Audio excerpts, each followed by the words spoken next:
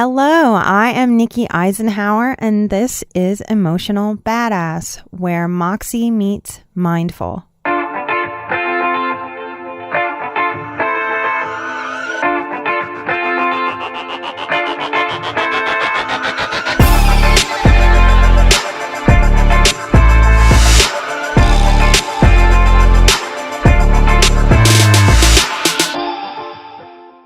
It's a show I've wanted to create for a long time. I've been in mental health for about 12 years. I'm a psychotherapist and a life coach. And what I know to be true, what I've seen, is that we don't do a very good job of mental health here in America. We've thrown a lot of pills at human problems as we're losing connection in the time of technology. So I thought, why not do something that really scares me? I'm an introvert. I'm a highly sensitive person. I've done a lot of healing of my own childhood wounds as I've figured out how to help other people with theirs. So when you go to school to become a counselor, they tell you that you have to pick your specialty. And I didn't really know how to do that. I knew I was called to work with people, but I didn't really know how to pick a specialty. So I was in New Orleans when I was in graduate school. That's where I'm from. And Hurricane Katrina hit, and it pushed my program back. So when I came back to the city, I had to figure out how to finish school, how to finish my internship in the middle of huge disaster with everyone that I know washed out, jobs washed out, my program washed out. And what I came back to was a friend of mine who had graduated the semester before. And she said, Nikki, come work with me in this addictions clinic. And I had already worked in French Quarter bars to put myself through school. I had no desire to work with addiction. I had originally wanted to work with kids because I love kids. I love their playfulness. I'm connected to their inner child. It's easy for me to connect with kids. They feel safe with me. So I always thought I would do that. But here comes Hurricane Katrina and throwing my plans kind of out of the water. And I just needed an internship to finish. So I went into addiction. And what I started to see at the beginning of my career was getting people off of drugs and alcohol. It was really interesting work. It was amazing to see people wanting to get off drugs, wanting to get off of alcohol, wanting to change their lives. And at first, I really loved the work that I was doing. I started doing co-leading trauma groups. And what I started realizing early in my career was that most people who are struggling in life are traumatized. And if they're traumatized, they don't have skills. They don't have resiliency. They've been kind of fried their whole lives if they come from chaos, if they come from trauma. And so naturally, if you're that raw, you're going to need drugs and alcohol as a balm for life. So as I worked in trauma groups in addiction recovery, I started realizing that as people healed their trauma, their addictive tendencies naturally went down and away because they didn't need the same kind of buffer. Now, addiction is big business. It is huge business in this country. Just as you know that the pharmaceutical companies, that's huge business. Well, that's on the front end of prescribing the drugs, and then treating you off of the drugs is the other end of that spectrum. Both are very big business. So I got increasingly uncomfortable with seeing the amount of people that would leave treatment on more drugs than they came in on, and calling that healing people.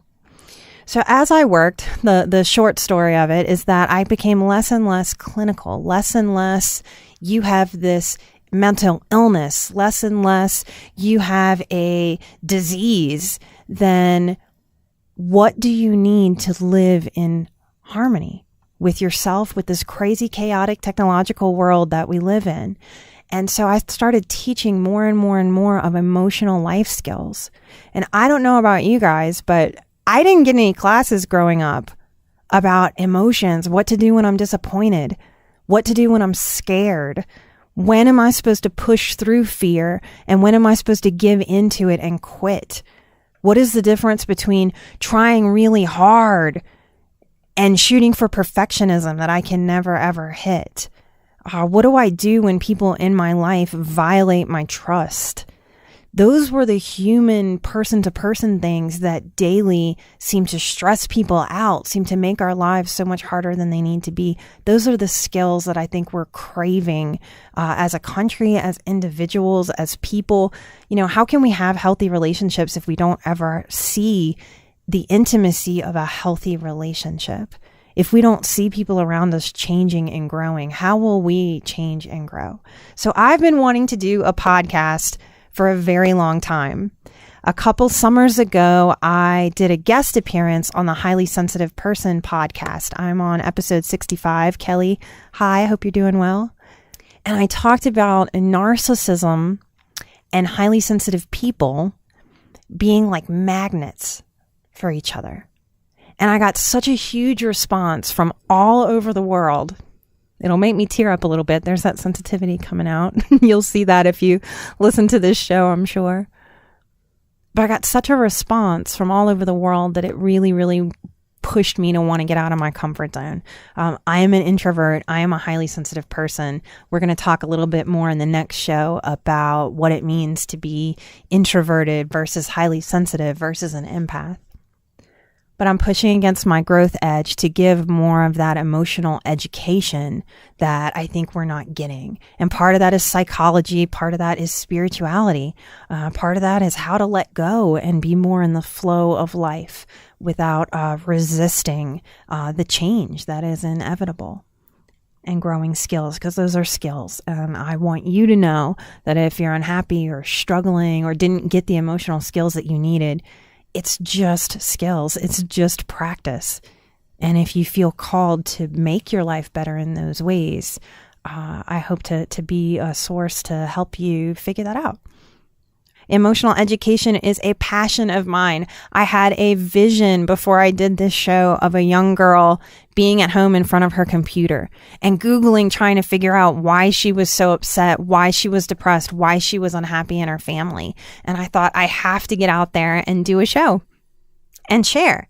So if you're into what I'm talking about, please come back. You'll hear more book reviews, meditations from me, interviews of other healers, other ways that other people are doing healing work in our world, highly sensitive person tips. Next week, we're going to talk about introversion versus high sensitivity versus being an empath. I'm an empath, so I'm excited to talk to you about that. If you are a highly sensitive person interested in learning how to unleash the superpowers of high sensitivity and healing, I would love to see you in my next live workshop.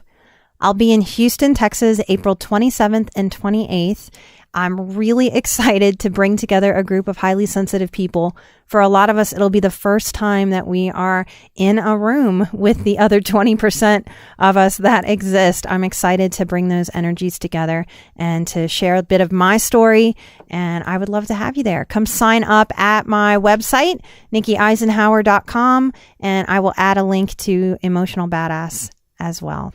So please share the show if you like what I'm talking about and where I'm going. We're going to have tips for good mental hygiene, coaching tips, how to take care of yourself in self-love and self-respect to reach more of your goals that you have for yourself in this life. Thank you, and I'll see you next time here on Emotional Badass. Bye-bye. This has been Nikki Eisenhower.